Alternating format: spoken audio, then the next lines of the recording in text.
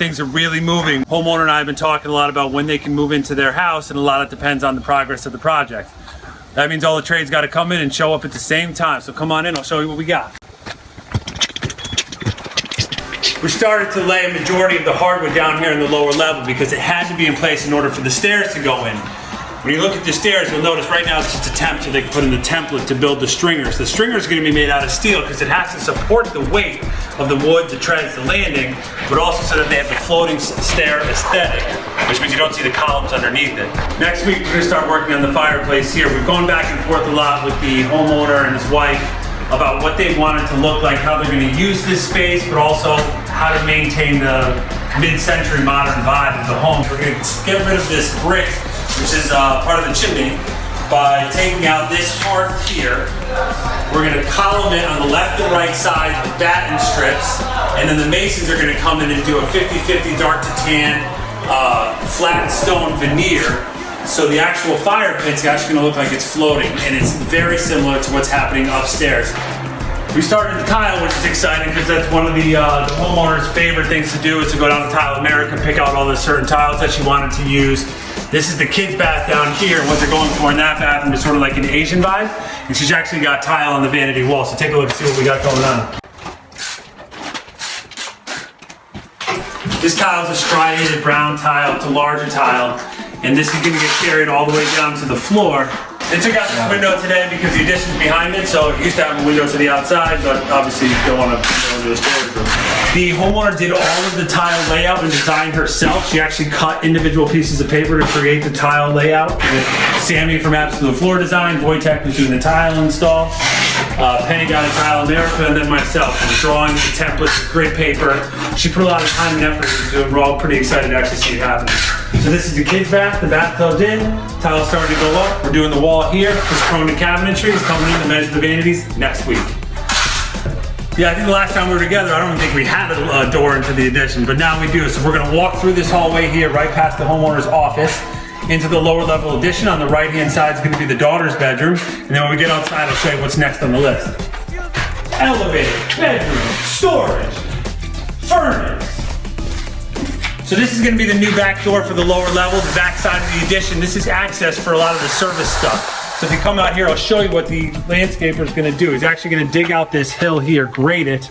It's gonna be about 6 feet tall. It's gonna start where that window is, and the retaining wall is gonna come in with a curve, so that we can put the upgraded service to 400 amps, the condensing unit for the air conditioning, and then we just purchased a 20 kilowatt generator to be put back in the corner here. We looked at a few different retaining walls, some block retaining, standard concrete, but because they have stone all around the exterior of the home and part of their landscaping, they didn't want to sacrifice any of that aesthetic here on the outside, even though it's on the back side of the house. We actually ordered some really special veneers for the retaining wall as well. They use concrete with the veneer. And that way, if you do 360 around the house, everything's gonna remain consistent. A lot of attention to detail, a lot of attention to production.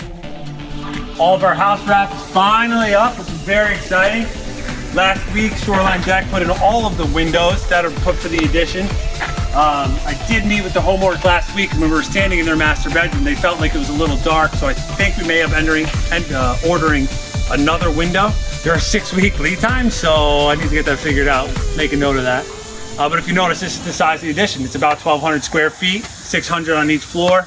On the second level is the master suite with a neo-angled roof, and things are really coming together. We hope to do the exterior trim at by the end of this week. Come check out the landscaping.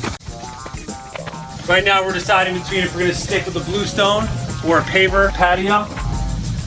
Whatever they do decide, again, consistency is a big part of this project. So if they're using some of their excess stone to build the cap for the turnaround, we took that stone from the walkway. So now we don't have that anymore. So they get to sort of start new. Slate gets really slippery when it's wet.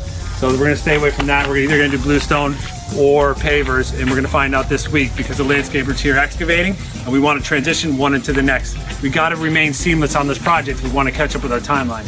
We lost 6 weeks due to problems with rain, permits, foundation, concrete, blah, blah, blah, blah, blah. Well, now it's crunch time.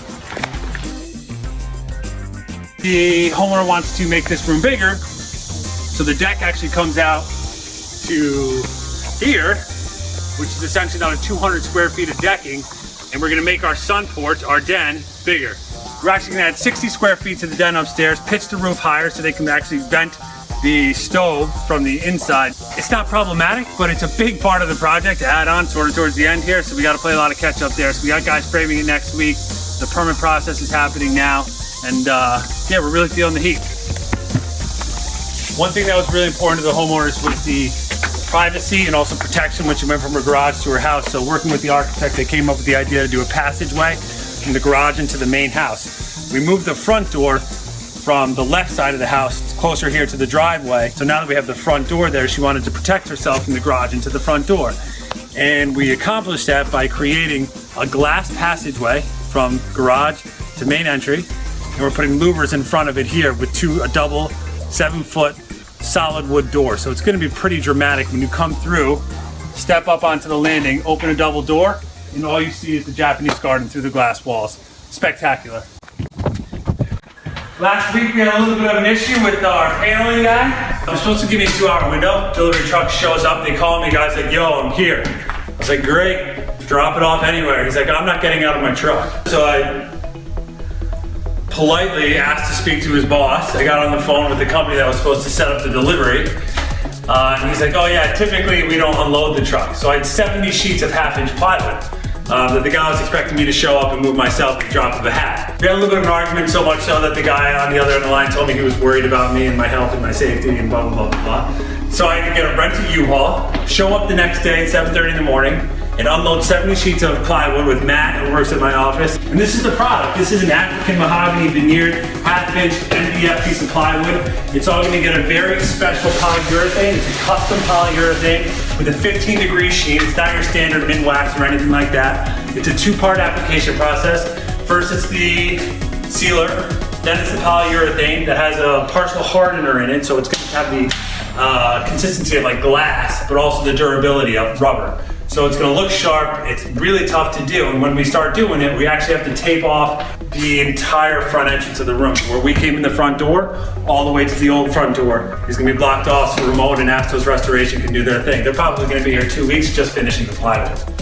We started finally laying tile in the guest bathroom, excuse me. We did the 0 entry tile, that's our tile extraordinaire Wojtek.